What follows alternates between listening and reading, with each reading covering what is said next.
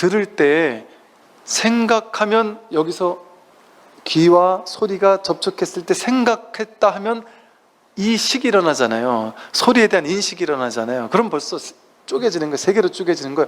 이식이 일어났다면, 분별심이 일어났다면 벌써 들리는 나와 들리는 것, 그거의 접촉, 거기서 일어나는 인식이 네 개가 쫙 펼쳐진단 말이에요. 실제는 그런 게 없어요.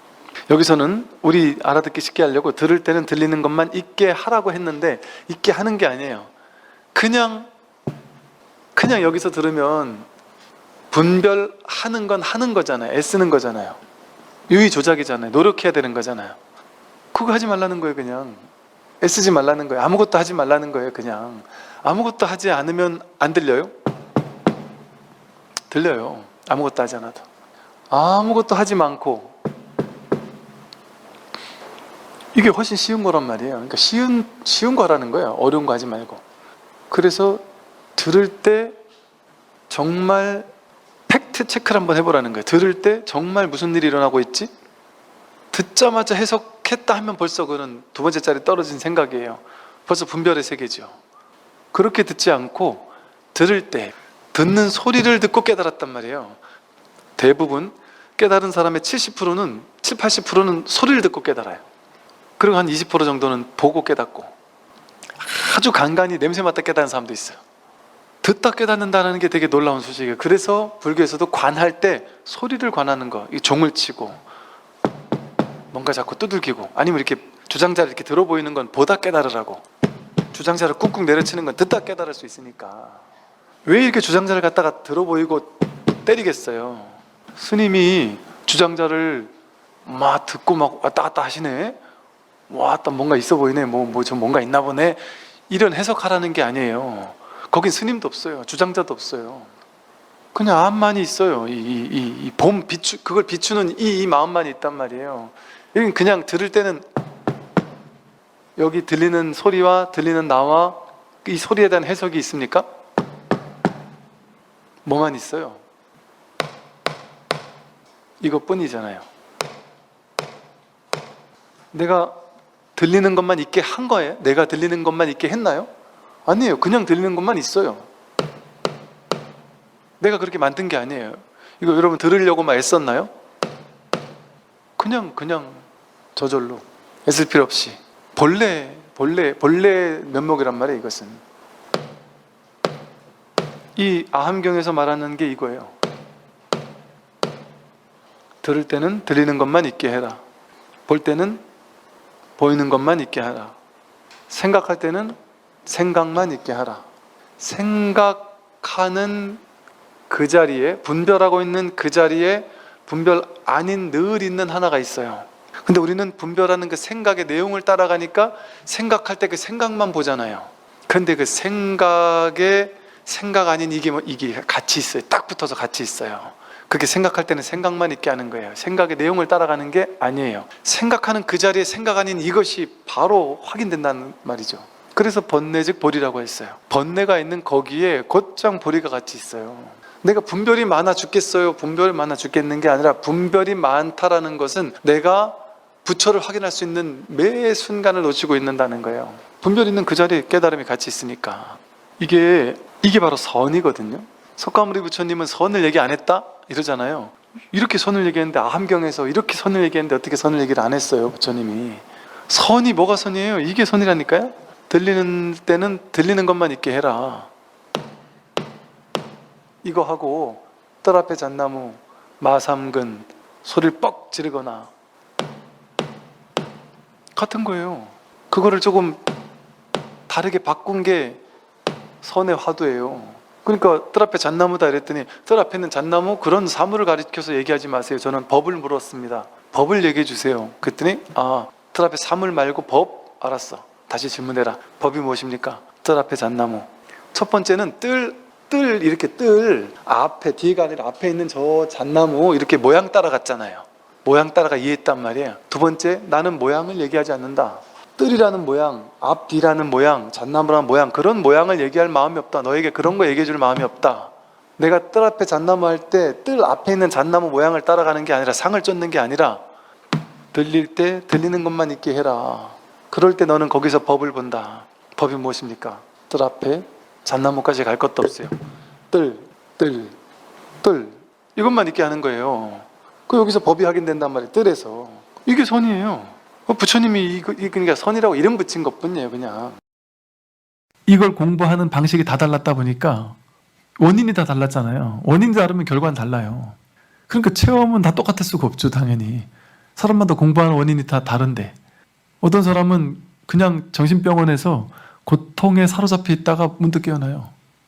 그런 사람들은 아무것도 안 했는데 난 도저히 안 됐나 보다 하고 막 절망에 있다가 그냥 퍽 쓰러져 자요. 자고 일어났는데 뭐지? 깨어나 있어요. 이게 되게 놀라운 점을 시사하는 점은, 나는 괴로웠다가 자고 일어났을 뿐이에요. 수행 이런 거 안 했어요. 이게 만약에 수행이라는 원인을 제공해서 그 수행을 열심히 제대로 한 사람에 한해서 결과적으로 깨달음이 주어지는 거라면 이런 일이 일어나면 안 되죠. 이런 일이 일어날 수도 없겠죠. 그리고 이게 불교 수행에 제한되는 깨달음이다라고 한다면 불교적 수행을 하고 부처님을 믿은 사람만, 그 원인을 제공한 사람만 깨어나겠죠. 근데 동서고금 할 것 없이, 종교적 배경 상관없이 깨어난다니까요. 수행의 유무와 상관없이 깨어나는 사례가 있는 정도가 아니라 요즘엔 많거든요. 그 말은 뭐겠어요? 수행으로 깨어나는 어떤 보조적인 수단이 될 수도 있지만 그걸로 깨어나는 건 아니라는 거예요. 그게 절대일 수는 없다는 거예요. 그래서 옛날 스님들도 그랬어요. 수행으로 깨닫는 일이 없지는 않으나 오염되면 어긋납니다. 이런 식의 말을 한단 말이에요. 그런 일이 없지는 않으나 그것만이 깨닫게 해준다 이럴 수 없단 말이에요. 그래서 이 선정이라든지 이런 체험을 하게 되면 뭐랄까 이제 그 나름의 또 거기에 묶이게 되는, 매이게 되는 게 있단 말이죠. 어떤 체험을 했더라도 중요한 것은 그 체험은 왔다가 갔잖아요. 근데 어떤 막 그냥 엄청난 체험을 한 사람들이 있는데 그 지금도 있어요? 하고 물어보면 지금은 없는데요? 이렇게 얘기한단 말이에요. 그 말은 뭐겠어요? 그 체험을 깨달음으로 착각하니까 그런 말이 나오는 거예요. 지금은 없는데요? 이게 사실은 깨달음을 증거하고 있는데 지금은 없는데요? 하고 깨달음을 드러내고 본인이 드러내고 있으면서도 본인이 모르는 거예요. 그때는 있었는데 지금은 없어요. 이게 깨달음이거든요. 그런데 그 체험의 모양을 깨달음이라고 착각하니까 그때는 있었는데 지금은 없어요 하고 착각한단 말이에요. 그러니까 이 체험 상에 매이는 사람은 분명히 체험은 있었는데 그건 깨달음이 아니에요. 그럼 그 사람은 깨달은 걸까요? 깨달지 못한 걸까요? 깨달은 건데 본인이 모른 거예요. 핀트가 어긋난 거예요. 다른 걸 주어버린 거예요. 너무 황홀하니까 황홀한 그 느낀 감정을 주어버린 거예요. 진짜를 깨달아 놓고서. 근데 그 진짜는 그런 놀라운 체험 속에서만 있는 게 아니라 일상에서 항상 진짜가 드러나 있단 말이에요. 저를 지금 보고 있는 그게 여러분의 깨달음을 증거하고 있어요. 증명하고 있어요. 제 말을 듣고 있는 이게 체험이에요. 이게 진짜 체험이에요. 이게 진짜 체험이란 말이에요. 놀라운 체험이 일어나는 그게 진짜 그 놀라운 체험이 일어났더라도 그 속에서 봐야 되는 게 이거예요. 늘 한 번도 사라지지 않았던, 한 번도 없어지지 않았던, 얻는 게 문제가 아니라 한 번도 잃을 수가 없는 나의 본래 면목, 본래 살림살이. 그럼 내 살림살이에요? 남들은 이 살림살이가 없어요? 부처님만 이 살림살이가 있습니까? 갓난아기도 이 살림살이를 쓰고 있는데 우리도 이걸 써가지고 지금 직장생활하고 오고 가고 밥 먹고 다 하고 있는데, 그래서 이 깨달음이라는 것은 어떤 신비적인 게 아니에요. 그러니까 신비주의라는 말도 참 별로 안 좋은 말인 게 뭔가 신비로운 뭔가가 있다고 생각해요. 이 일상의 신비인 줄 모르고. 그러니까 이 방거사 말처럼 물 깃고 나무 하는 것이 기적이다. 그게 신통이다. 그게 신비예요. 이게 손을 꼬물꼬물꼬물 할 수 있다는 게, 아기들이 이렇게 고사리 손을 가지고 꼬물꼬물꼬물 할 수 있다는 게, 막 잡을 수 있다는 게, 이게 놀라운 신비예요.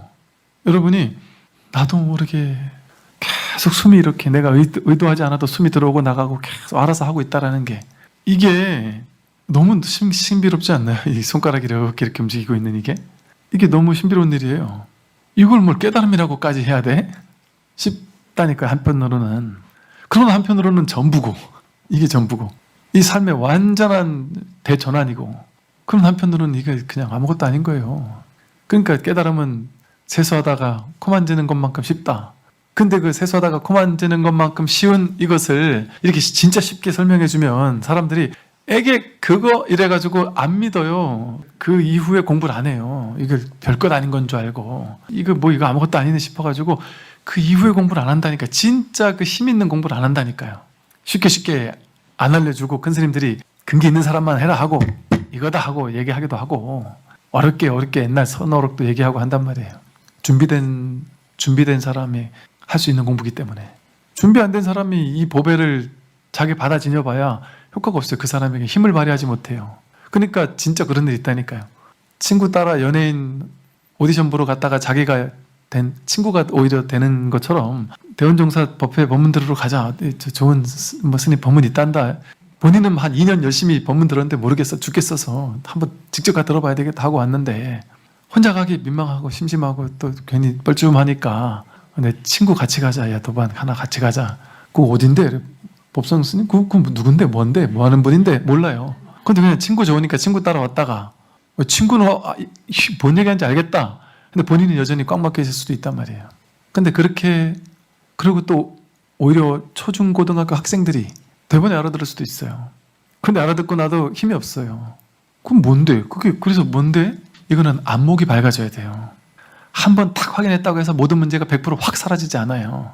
생사가 당장 문제 없어지지 않아요. 그러니까 시간이 그래서 오래 시간이 필요해요. 그래서 이 공부가 깨달음의 체험은 별로 중요하지 않아요. 공부를 오래 하다가 체험을 먼저 하고 오래 닦아가는 사람도 있고 오래 꽉 막혀서 모르겠다가 오래 막혀 있다가 단박에 체험을 하고 나서 조금 더 진도가 빨라질 수도 있고 큰 상관없어요. 제일 중요한 건 내가 오래오래 할 수 있는 사람이냐, 오래오래 내가 여기다 믿음을 가지고 끝끝내 내가 이 공부를 해마치겠다 하는 발심을 가진 사람이냐, 그게 가장 중요해요. 그래서 그런 발심이 없는 사람이 공부, 야 너 같이 가면은 내가 용돈 뭐 한 10만 원 줄게, 그 돈 받으려고 쫓아왔다가도 알 수 있어요. 예를 들면. 그런데 그게 뭐지? 그게 뭐야? 이러고서 그냥 스르륵 이 공부 안 할 수도 있어요. 근데 그럴 수 있는 측면도 있단 말이에요. 너무 당연한 거기 때문에 이거 뭐 공부라고 할 것도 없을 정도로. 근데 이 너무나 당연한, 왜? 본래 자기니까 당연할 수밖에 없죠. 엄밀히 말하면 경전과 어록도 전부 다 방편법이에요. 왜 그럴까요? 언어로 쓰여 있는 거잖아요. 언어로 아무리 정교하게 이 법을 써놔도 이 법은 아니에요. 그건 언어일 뿐이지. 언어로 표현될 수 있는 거예요. 이건 표현될 수 없는 법이에요. 이 공부는. 그래서 언어로 표현된 건 전부 다 불교에서는 그래서 낙처가 중요하다 얘기하잖아요. 그 말이 중요한 게 아니라 말이 가리키고자 하는 낙처가 중요하다고 하잖아요. 그래서 모든 법문은 달을 가리키는 손가락이라고 하잖아요. 금강경, 화엄경, 법화경, 열반경 전부 다 손가락이에요. 그럼 손가락을 이렇게 가리키면 여러분 뭐를 봐야 돼요? 손가락을 보면 안 되는 거예요. 그럼 손가락은 임시로 가리키는 거예요. 그러니까 화엄경, 법화경, 열반경이 전부 다 손가락이라니까요. 그러니까 우리 마음은 관심이 그 경전에 있지 않아요. 경전이 가리키는 바 낙처가 뭔지가 중요한 거지. 그래서 방편법의 법문을 듣다가 이 근본법의 법문을 들으면 이해가 안 되는 거예요. 납득이 안 되고.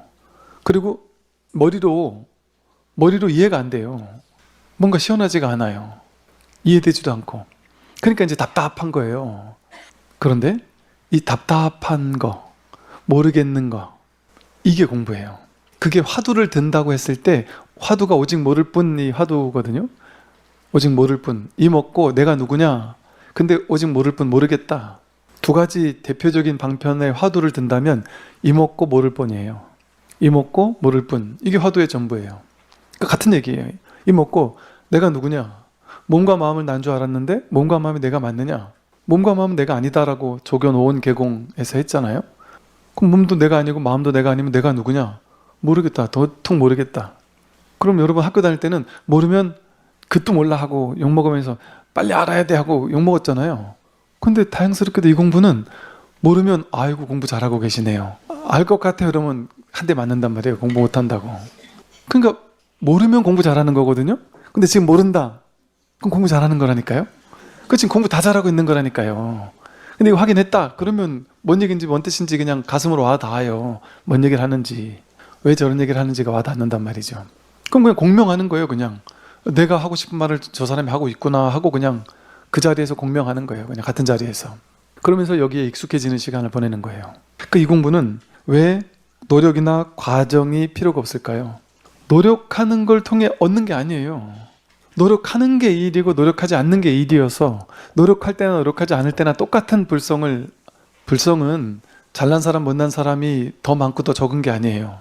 부처님에게는 이 불성이 많고 우리에겐 적은 게 아니에요. 불성을 깨닫지 못한 사람도 완전하게 불성을 쓰고 있어요. 진짜 이 공부를 알고 이 공부를 내가 하겠다고 마음 먹으면요, 여러분, 제가 진짜 좀 얘기를 하면 무조건 돼요. 무조건. 걱정 안 해도 됩니다. 무조건 돼요. 이거는 이게 공부해서 서울대 가는 공부가 아니에요. 서울대 가는 건 무조건 안 돼요. 타고난 게 없으면 죽도록 해도 안 돼요. 뭐 온갖 과외를 하고 일타 강사를 붙여도 안 돼요.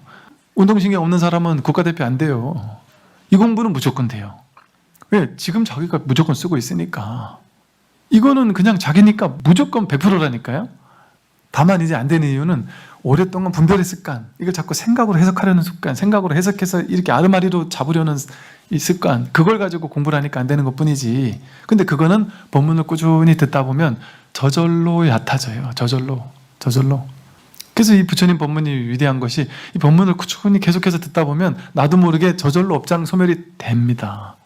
이 수행이, 이게 수행이에요. 여러분들 수행이, 법문 듣는 게 수행이라는 게, 법문을 듣다 보면 저절로 업장 소멸이 되고 저절로 탐진치가 줄어들어요. 여러분, 깨닫지 못했더라도, 아직 깨닫지 못한 입장이라 할지라도. 그리고 세상에 살면서 있는 많은 문제들이 가벼워져요. 그러니까 이게 그 효과, 효능, 공덕이 공부하면 하는 만큼 생겨난단 말이에요. 그래서 이 공부는 참 정말 나를 걸고 해야 되는 공부예요. 이거는 삶 전체를 걸고. 왜냐하면 내가 지금까지 목숨 걸고 막 취하려고 애써왔던 거는 전부 다 왔다 가는 거잖아요. 돈, 명예, 권력 전부 다 잠깐 왔다 가는 거잖아요. 건강, 여러분 건강에 대한 막 아무리 비싼 것도 갖다 사 먹고 뭐 약을 하루에 뭐 밥보다 약을 더 많이 드시는 분도 계셔요. 건강 막 그렇게 죽도록 챙기잖아요. 그거 챙기는 에너지를 이 마음 공부 챙기면 훨씬 더 건강해질 수 있지 않겠나. 그래서 드리고 싶은 말씀은 무조건 된다. 예, 안 되는 공부 아닙니다. 이거는 진짜 안 되는 공부 아니고 이게 쉬운 공부다. 이게 어려운 공부가 아니다. 그리고 우리가 막 그렇게까지 막 거창하게 막 그렇게 생각할 필요 없어요. 오히려 그 무게감을 좀 내려놓고 편하게 이렇게 공부를 하면 막 애쓰다 되는 게 아니라 애쓰는 걸 탁 내려놨을 때 오히려 되거든요. 그러나 또 애써 볼 때도 있어야 돼요. 그러니까 막 애쓸 땐 애써도 보고 막 이렇게도 해보고 저렇게도 해봐도 괜찮아요. 막 왜 마음이 워낙 간절하니까 막 그냥 이렇게도 해보고 저렇게보다 하려는 거 아니겠어요? 근데 그러다가 이제 그렇게 뭔지 모르게 막 하여간 어떻게 하는 방법은 없고, 근데 나는 간절하고, 근데 방법이 없으니 그냥 법문 듣는 것밖에 할 건 없고, 뭘 하든 여기에 관심을 기울인단 말이에요. 그러다가 그 간절함이 무르익으면 내 그동안의 오랜 습관 있잖아요. 분별의 그 힘보다, 그 관성의 힘보다, 업습이라는 관성의 힘보다 내 간절함이 이걸 탁 넘어서는 순간이 온단 말이에요. 그럼 그때 이제 문득 자기가 누군지를 확인할 수 있단 말이에요. 그러고 나면 이제 한번 쉬게 된단 말이에요. 이제 비로소 진짜 내가 숨을 쉴 수 있구나. 내 이제 진짜 한번 쉴 수 있구나. 이제 좀 살았다. 이제 진짜 살았다 하는 생각이 든단 말이에요. 물론 그러다가도 또 이제 그 이후에 이제 또 공부가 남아 있지만 그건 이제 좀 수월하게 갈 수 있단 말이에요. 수월하게 갈 수 있어요. 좀 편안하게. 그래서 이제 좀 자신감을 가지고, 그리고 된다 이런 마음을 가지고 그렇게 공부를 하시면 좋을 것 같습니다.